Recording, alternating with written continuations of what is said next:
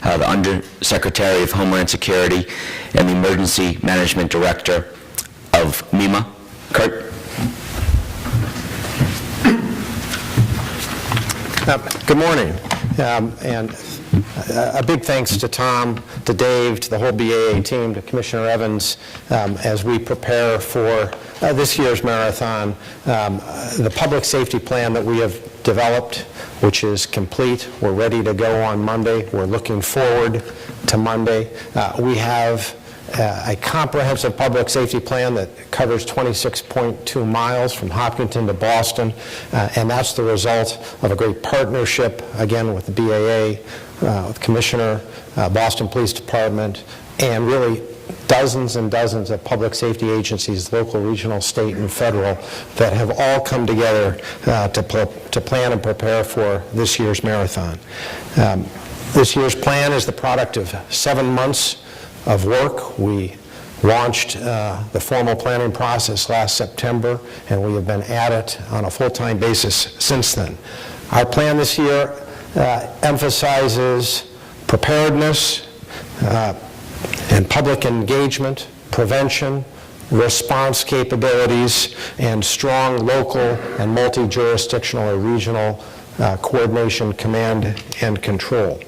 Our overarching goal, as it has been for the BAA, has been to develop a safety and security plan that meets the needs of the 8 cities and towns while maintaining the traditional character of Patriots' Day and the Boston Marathon. And we are collectively, and I am personally confident that we have and will achieve that goal. So just a couple highlights on what's new for this year. What do we need to be emphasizing as we're going into Marathon Monday?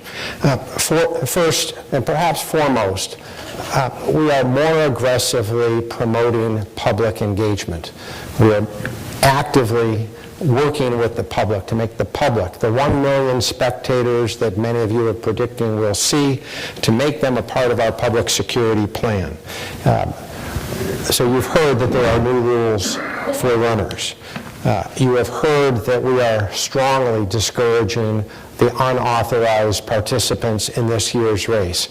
Our course is at capacity. Public safety, and I speak from a public safety perspective, public safety cannot and does not need to deal on this day with an additional number of runners. We are actively promoting the see something, say something concept across all 26.2 miles through videos, through messaging, through some 400 to 500 signs and banners that will be along the course. The message is simple to the public.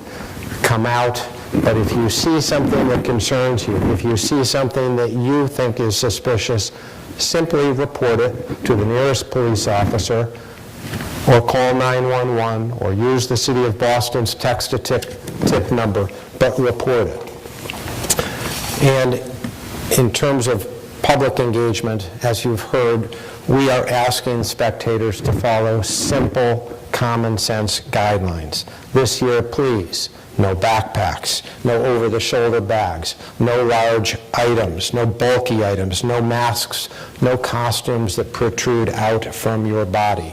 This is not the year to do this. No containers with more than 1 liter of liquid. And please, if you need to carry small possessions, carry them in a clear plastic bag. With the public's help, this will be a great day. We're also emphasizing prevention. What can we do to prevent a significant This year, the public will see a significantly enhanced police presence. The public will see over 3,000 uniformed police officers and National Guard soldiers deployed along the course. Those officers have all received training. They will be vigilant. They will be looking for suspicious behaviors, and they will be actively engaged with the public, asking people if they will open any bags that they may be carrying, so there'll be an active engagement. There will also be hundreds, perhaps up to 500 plainclothes officers in and amongst and behind the crowd, all part of our prevention efforts. And this year, law enforcement will be actively monitoring over 100 video camera feeds across all 26.2 miles. Wherever we have significant crowds of people, you can be assured that the crowds are being monitored out of command centers.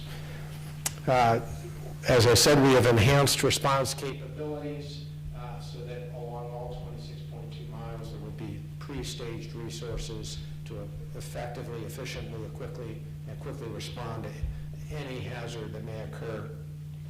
And finally, we have greatly strengthened both our local and our regional coordination, command, and control systems. All 8 cities and towns will have strong emergency operations centers open, and those EOCs, emergency operations centers, will be tied to a multi-agency coordination center in Framingham that will have 250 people representing 65 different agencies that are part of the public safety plan, all working there.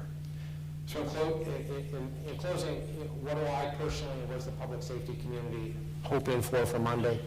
First, we're hoping that Mother Nature cooperates. Dave, I have more faith than perhaps Dave, so I'm looking at the long-range forecasts and they're looking good, so we're going with that. So we're looking for Mother Nature to cooperate. We are looking for those million people to show up. The public safety community, as is enthusiastic, is as committed to this day.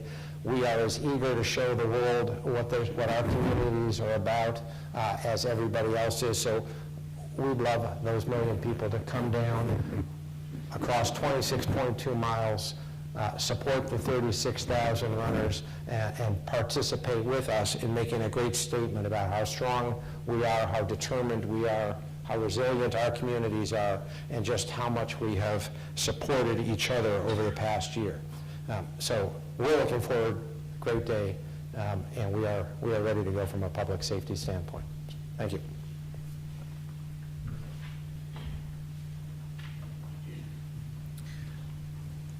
Thank you, Kurt.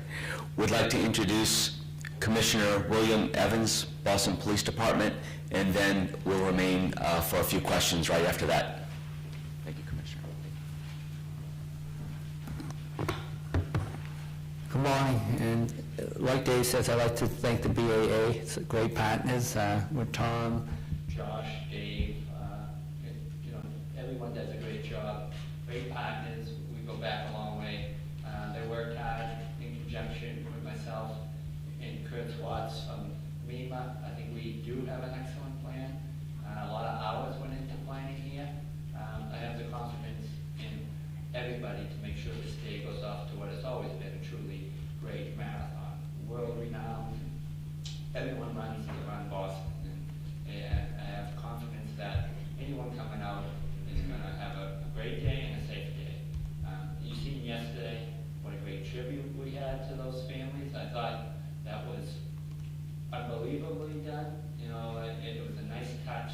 I hope it brought some comfort to the 4 young individuals who and their families that lost loved ones. I don't think we could have paid more respect to those families than what we did yesterday. As we all participate Monday in the runners, we obviously will keep them close to our hearts on that day. So I thought that was a touching ceremony, and I was proud to be there. As far as security goes, we have a great plan. Obviously, like Kurt said, we have different security measures we've taken this year. Obviously, Boylston Street, we'll have tighter measures getting into that area as a spectator, as well as getting into the area if you're a worker.